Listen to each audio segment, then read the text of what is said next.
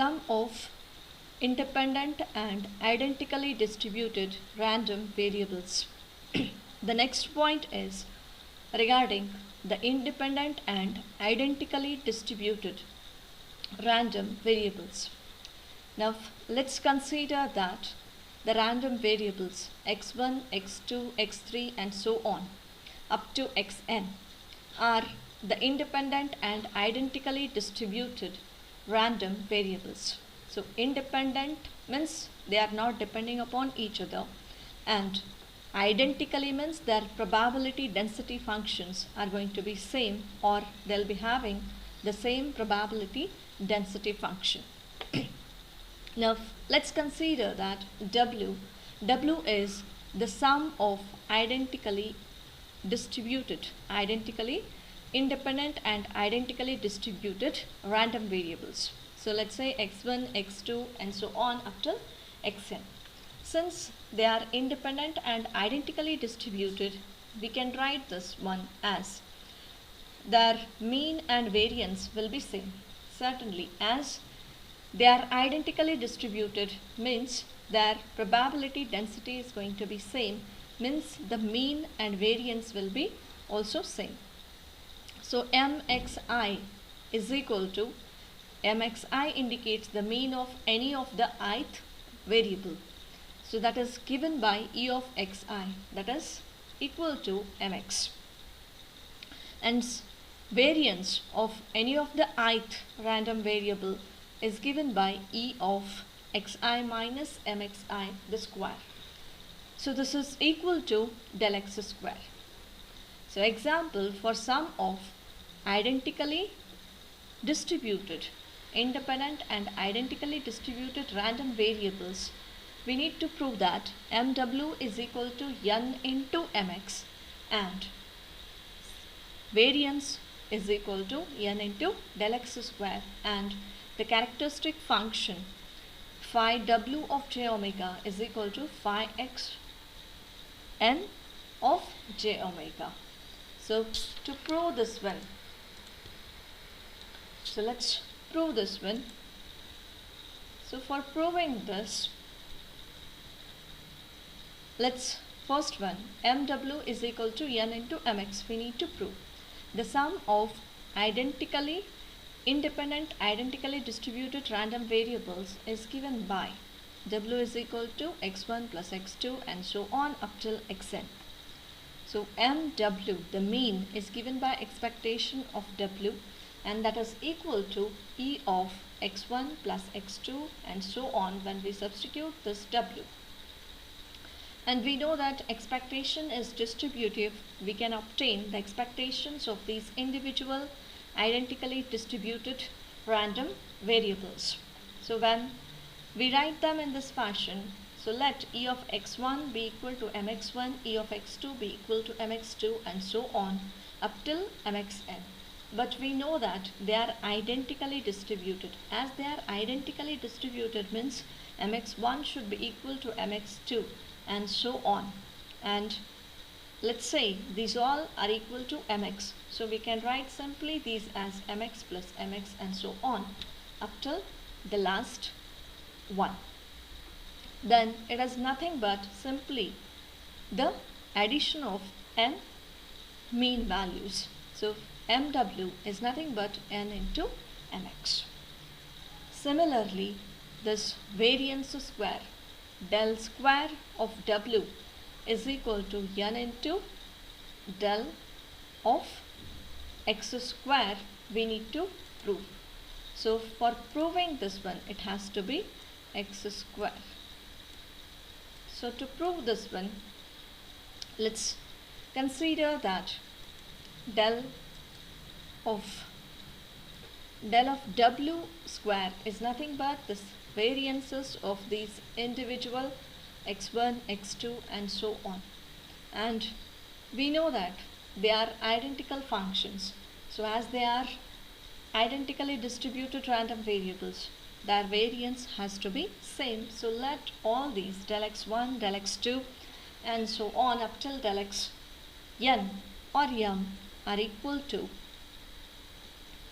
del x. So we can write, So it is n. So we get n into del x square.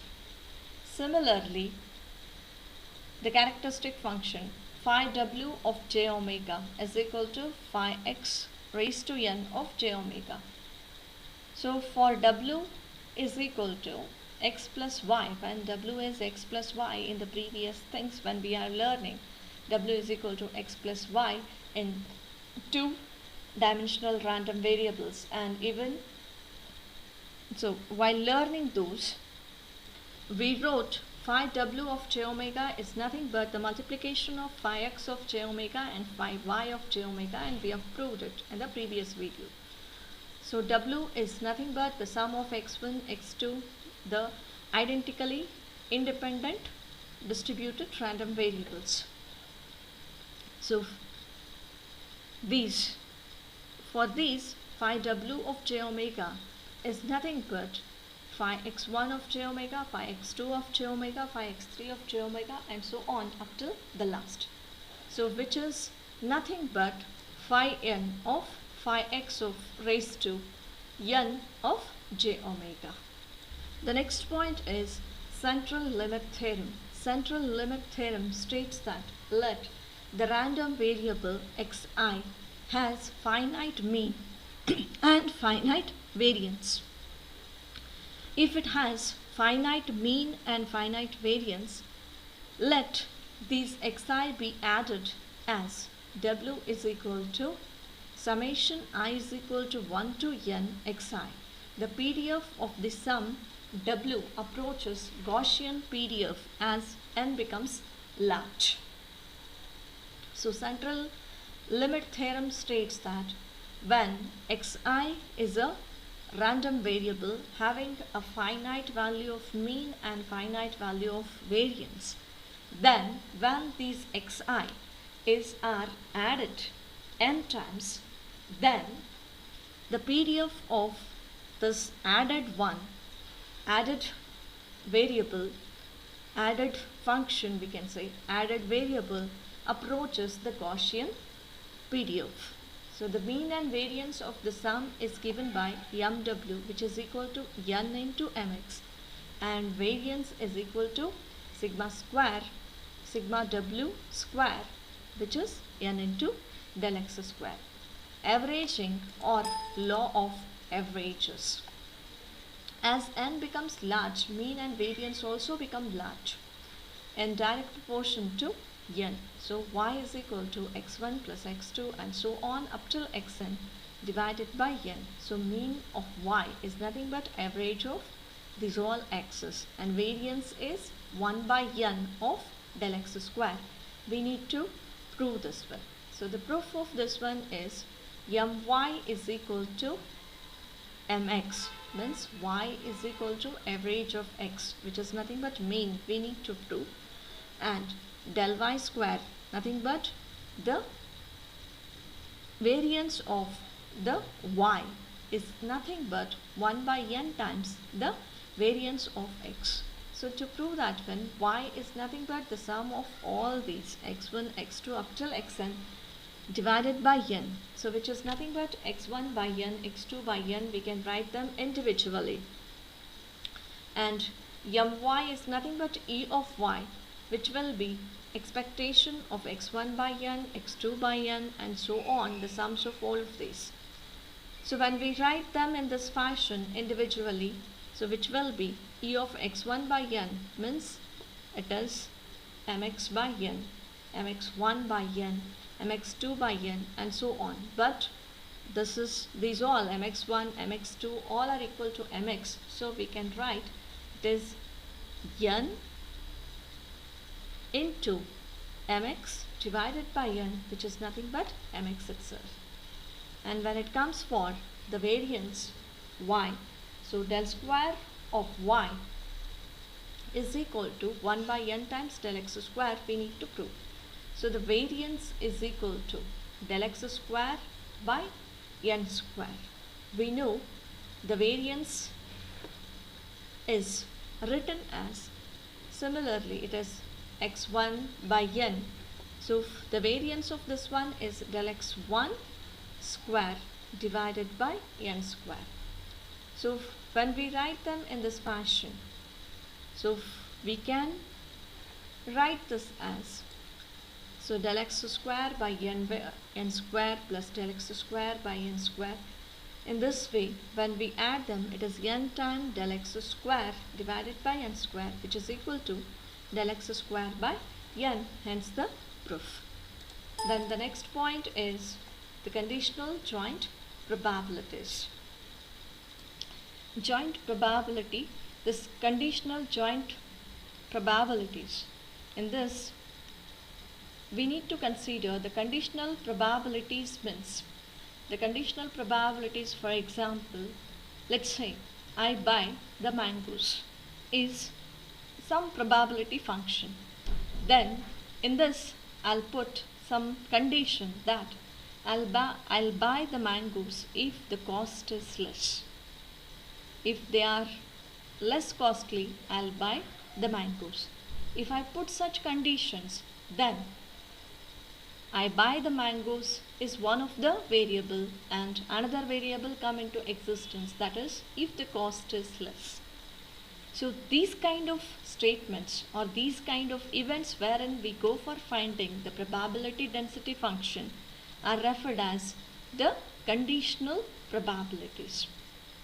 So the conditional probability with respect to a single variable, let's say fy. Now we can consider that I buy the mangoes, let's say it is y, and x is if cost is less.